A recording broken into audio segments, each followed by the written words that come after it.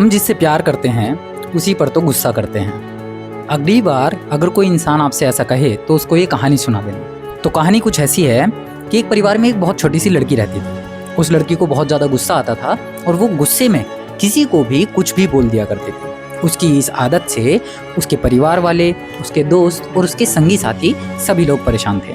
तो एक दिन उसके पिताजी उसके पास आए और उन्होंने अपनी बेटी को, उस लड़की को एक वुडन ब्लॉक दिया और साथ में थोड़ी सी कील दी और उसको बोला कि जब कभी भी तुमको गुस्सा आए तो इस पैकेट में से एक कील निकालना और इस वुडन ब्लॉक में लगा देना। दिन निकलते गए, लड़की को जैसे जैसे गुस्सा आता था वो एक कील निकालती थी और उस वुडन ब्लॉक में लगा देती थी। जैसे जैसे दिन निकलते गए धीरे धीरे उसका गुस्सा शांत होता गया। उसने अपने गुस्से पर कंट्रोल करना शुरू किया।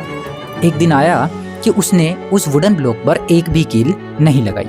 तो वो लड़की बहुत खुश हुई और वो अपने पिताजी के पास गई। उसने अपने पिताजी को बताया कि देखिए पिताजी, मैंने पिछले एक हफ्ते से इस वुडन ब्लॉक पर एक भी कील नहीं लगाई।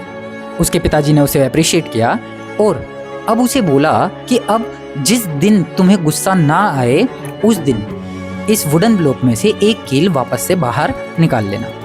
लड़की ने अपने पिताजी की बात मानी और धीरे धीरे करके उस वुडन ब्लॉक में से देखते देखते सारी कीलें बाहर निकल गई। तो वो लड़की फिर से बहुत खुश हुई।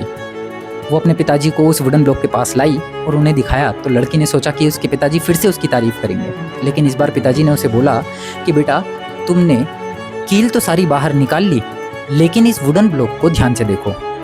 उन कील के निशान, उनके दाग, उनके स्कार्स अभी भी इस वुडन ब्लॉक के ऊपर हैं।